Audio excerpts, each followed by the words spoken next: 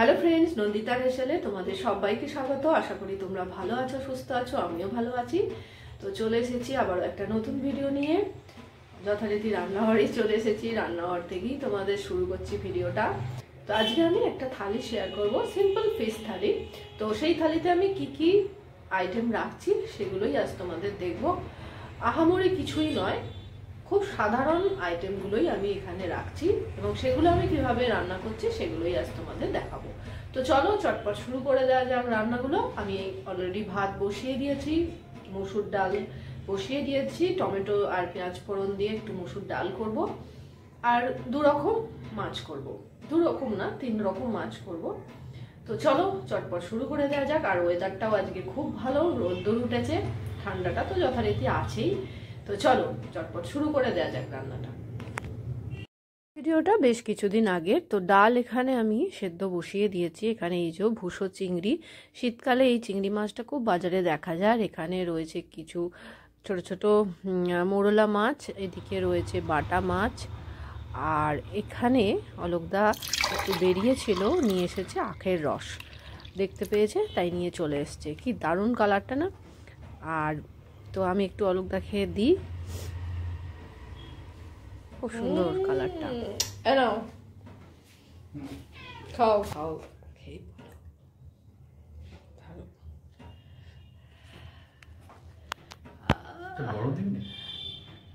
কেমন খেয়ে বলো।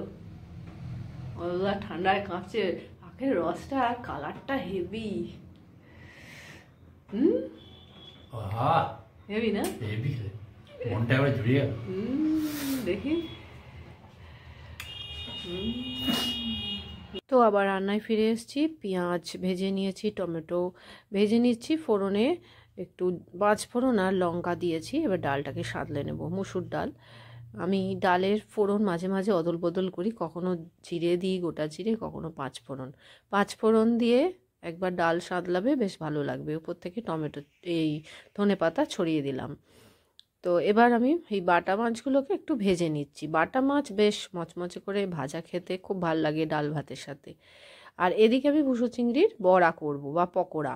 তো এখানে আমি পেঁয়াজ কুচি, লঙ্কা কুচি, আদা, রসুন আর কাঁচা লঙ্কা একসাথে পেস্ট করেছিলাম, সেটা দিয়ে দিলাম। অল্প করে লবণ আর হলুদও দিয়ে দিয়েছি। আর ওপর থেকে ছড়িয়ে দিচ্ছি ধনেপাতা কুচি। সবটা দিয়ে খুব ভালো করে আমি মিশিয়ে নেব। হাত দিয়ে খুব ভালো করে এটাকে মেখে নেব। আর যখন মেখে আমি একটু রেখে দেবো কিছুক্ষণের জন্য, তারপরে আমি ভাজবো যখন, তখন এর মধ্যে বেসন দেব আর একটু চালের গুঁড়ি দেব। তো বেসন আর সামান্য একটু চালের গুঁড়ি দিয়ে মেখে তারপরে এটাকে ঠিক খাওয়ার আগে গরম গরম ভেজে নেব। এই ভুসো চিংড়ির বড়াটা না দারুণ খেতে লাগে, বিশেষ করে চায়ের সাথে ভালো লাগে, ডাল ভাতের সাথেও ভালো লাগে। তো মাখা হয়ে গেছে, আমি বেশ চাপা দিয়ে রেখে দিচ্ছি। এদিকে যে মোরলা মাছগুলো এনেছিল, সেই মাছগুলোকে আমি পেঁয়াজ কলি, টমেটো, বেগুন আর আলু দিয়ে রান্না করব। আর এখানে একটু পেঁয়াজ কুচিয়ে রেখেছি। তো প্রথমে মাছগুলোকে আমি ভেজে নিচ্ছি, ভাজা করে নেব একটু, মানে তরকারির মাছ খুব বেশি ভাজবো না, হালকা করে ভেজে নিলেই হবে। মাছগুলো ভাজা হয়ে গেলে তুলে নেব। ঠিক এই রকম এই যে ভাজাটা হবে, একদম বেশি মুচমুচে করে ভাজার দরকার নেই। তো এই মাছগুলোকে আমি ভেজে তুলে রাখছি। এবার ওই তেলেতেই দিয়ে দিচ্ছি শুকনো লঙ্কা আর গোটা জিরে ফোড়ন দিলাম। ফোড়নটা দিয়ে দেওয়ার পর তারপর আমি দিয়ে দেব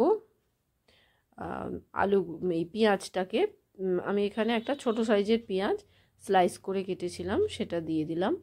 দিয়ে এবার এর পেঁয়াজটাকে খুব হালকা ভাজবো, খুব বেশি না। তারপরে এর মধ্যে আমি আলুটা দিয়ে দেব। আলুটার সাথে পেঁয়াজটাও ভাজা করে নেব। আলু আর পেঁয়াজ একসাথে একটু হালকা নাড়াচাড়া করে নিয়ে তারপরে আমি পেঁয়াজ কলিগুলো এর মধ্যে দিয়ে দেব।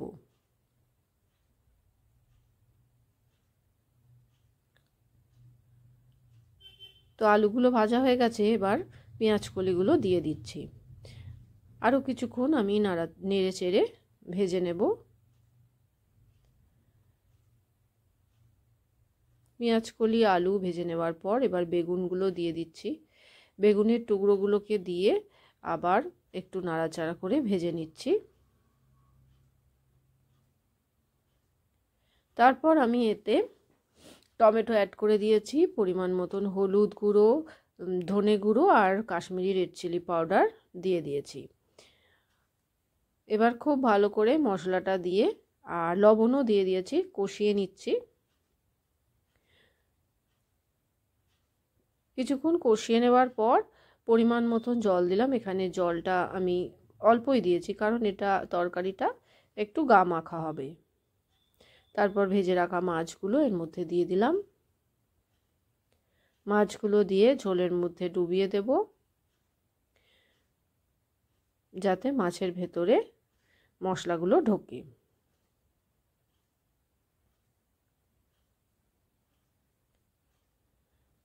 তারপর দুটো চেরা কাঁচা লঙ্কা দিয়ে দিচ্ছি, দুটো না তিনটে মতন দিলাম। দিয়ে এবার ঢাকা দিয়ে আমি তরকারিটা হতে দেব 5 থেকে 7 মিনিটের মতন, গ্যাসের আঁচটা কমিয়ে। তো রান্না হয়ে গেছে, আমি ঢাকা খুলে নিয়েছি, আলুও সেদ্ধ হয়ে গেছে, তরকারি রেডি। এবার ওপর থেকে সামান্য একটু ধনেপাতা কুচি ছড়িয়ে দেব। এই তরকারিটা খেতে অসাধারণ হয়, এটা চিংড়ি মাছ দিয়েও ভালো হয়, আবার এই সমস্ত মৌরলা, পুঁটি, ছোট ছোট যে চুনো মাছগুলো হয় সেগুলো দিয়েও খেতে ভালো লাগে। ভুসো চিংড়ি যেগুলো দেখালাম পকোড়া, সেই ভুসো চিংড়ি দিয়েও এই তরকারিটা ভীষণ ভালো লাগে। আর ভুসো চিংড়ি দিয়ে করলে এই তরকারিটা একদম শুকনো শুকনো করে নিতে হবে। তো এই যে রেডি হয়ে গেছে তরকারি।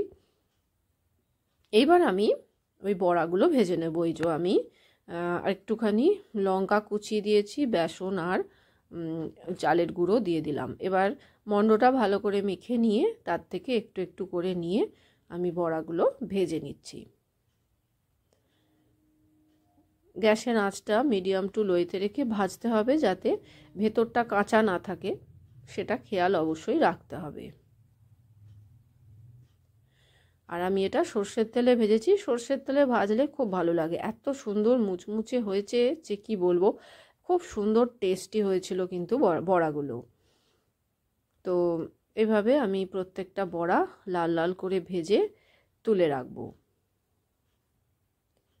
শীতকালে এই ভুসো চিংড়ির বড়া ভীষণ ভালো লাগে খেতে। আমাদের বাড়িতে মোটামুটি সবাই এই ধরনের খাবার খেতে পছন্দ করে। এদিকে তো আজকে রান্না একদম রেডি, ভাত হয়ে গেছে, এদিকে বাটা মাছ ভাজা রয়েছে, এখানে বড়াগুলোও তৈরি হয়ে গেছে, আর এখানে রয়েছে চুনো মাছ দিয়ে পেঁয়াজকলি আলু বেগুন দিয়ে তরকারি, আর এখানে রয়েছে ধনেপাতা টমেটো দিয়ে মুসুর ডাল। আর এখানে আমি ছেলের ভাতটা বেড়ে নিচ্ছি। তো ও তো ভাজার সময় দুটো একটা বড়া খেয়েছে, ভীষণ ভালো লেগেছে ওর। তো ওকে একটু বেশি করে বড়া দিয়ে দিচ্ছি। ওর খুব একটা খাওয়ার কোনো অত ঝামেলা নেই, ও বড়া আর ডাল দিয়েই খেয়ে নেয়। তো তরকারিও ওকে দেব, কারণ ও আবার এই চুনো মাছ ভাজা খেতে বেশি পছন্দ করে। তরকারিতে মাছটা দিলে ওর একটু অসুবিধাই হয়, তবু একটু অল্প করেই তরকারিটা ওকে দিচ্ছি। তো আজকের ভিডিওটা এখানেই শেষ করে দিচ্ছি, ওকে খেতে দিয়ে তারপর আমি আমার খাবারটাও বেড়ে নেব।